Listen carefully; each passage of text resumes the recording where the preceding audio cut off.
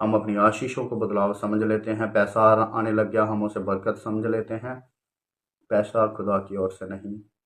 और जो हम बदलाव समझते हैं, संसारिक चंगाई, शारीरिक चंगाई, ये बदलाव नहीं। जब खुदा बदलेगा तो आपकी आत्मा, आपकी बुद्धि, आपका मन और आपकी समझ को बदलेगा। आपको माफ करने की ताकत देगा, आपको दया करने की सामर्थ्य देगा, हर किसी से प्यार करने का मन देगा, हर किसी को भाई समझने की बुद्धि देगा, ज्ञान देगा। जब ऐसी ऐसी बातें आपके अंदर आने लग जाएंगी तो आप समझना कि खुदा ने आपकी प्रार्थनाओं को सुना है और प्रभु ने आपको जवाब दिया है। आज लोगों के अंदर शांति नहीं है। पैसा है तो लोग समझते हैं कि ये खुदा की बरकत है। पैसा है लेकिन कलेश है, घरों में लड़ाई है, कोर्ट में केस चल रहे हैं, पति पत्नी के डिवोर्स के केस चल रहे हैं, तो कहते हैं कि हमारे ऊपर खुदा की बरकत है, खुदा ने बड़ी आशीष दी है, हमारे पास घर है, गाड़ी है, बंगला है, अच्छा खाते हैं, अच्छा रहते हैं, अच्छा पीते हैं। तो ये खुदा की बरकत नहीं है। आज बच्चे नशे में ग्रस्त हैं, आज बच्चे नशे से, बेटियां कहीं पड़ी हैं, बेटे कहीं पड़े हैं, ये समझ नहीं आता। पर पैसा, धन दौलत, जॉब, बाहर के वीजे अच्छी अच्छी कंट्रियों के हैं तो हम इसे खुदा की आशीष समझते हैं। मेरे भाइयों, मेरी बहनों, ये प्रभु की आशीष नहीं है। प्रभु की आशीष उस जीवित कलाम में है जो तुम्हें शांति देता है। प्रभु की आशीष उस जीवित कलाम में है जो तुम्हें बदलने की सामर्थ्य रखता है।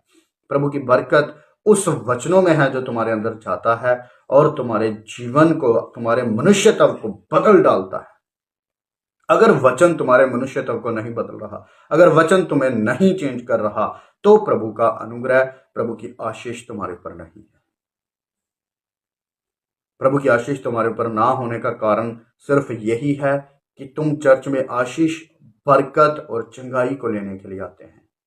जिस दिन तुम प्रभु के वचन को लेने के लिए आए, जिस दिन तुम प्रभु को लेने के लिए आए, जिस दिन तुम जीवित प्रभु को अपने जीवन में ग्रहण करने के लिए चर्च में आओगे, तो तुम्हारे जीवन में प्रभु का जीवित कलाम काम करेगा और तुम्हारे जीवनों में बदलाव आएगा।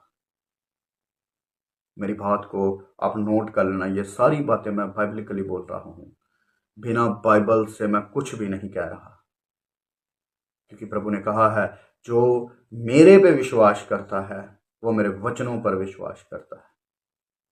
और प्रभु के वचन, हमारे पास जीवित वचन, ये जीवित बाइबल है। अगर हम प्रभु के ऊपर विश्वास करते हैं तो हमें बाइबल की बातों को मानना पड़ेगा, बाइबल की बातों को फॉलो करना पड़ेगा। इस वचन को, इस जीवित वचन को, जीवित कलाम को हमें अपने जीवन में लेना पड़ेगा।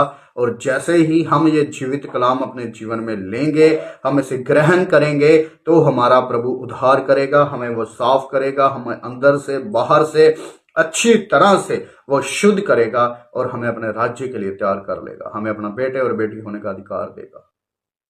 हमें वो पापी नहीं रहने देगा, हमें वो चुंगी लेने वालों जैसा नहीं रहने देगा। हमें वो बदल डालेगा, बदलेगा सिर्फ और सिर्फ वचन, प्रभु का जीवित कलाम। किसी का हाथ नहीं, किसी की ले हैंड नहीं।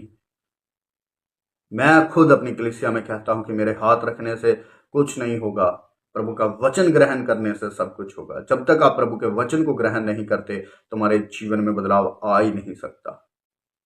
आप जिस जिस मर्जी का हाथ रखवा लो, आप कितने बड़े अपोस्टल का, कितने बड़े प्रॉफिट का, कितने ही बड़े सेवा का हाथ क्यों ना रखवा लो, आप जब तक प्रभु का वचन आपके जीवन में काम नहीं करेगा, आप बदल ही नहीं सकते। ये मेरा दावा है। बदलने वाला कोई मनुष्य नहीं, बदलने वाला मैं नहीं, मेरा हाथ नहीं, किसी अपोस्टल, किसी प्रॉफिट, किसी भविष्यद्वक्ता का हाथ नहीं है। बदलने वाला है और सिर्फ और सिर्फ जीवित परमेश्वर, जीवित परमेश्वर का कलाम, जीवित परमेश्वर का वचन। आप सब प्रभु के वचनों के ऊपर विश्वास करें, आपके जीवन में काम करेगा। सबको जय मसीह की।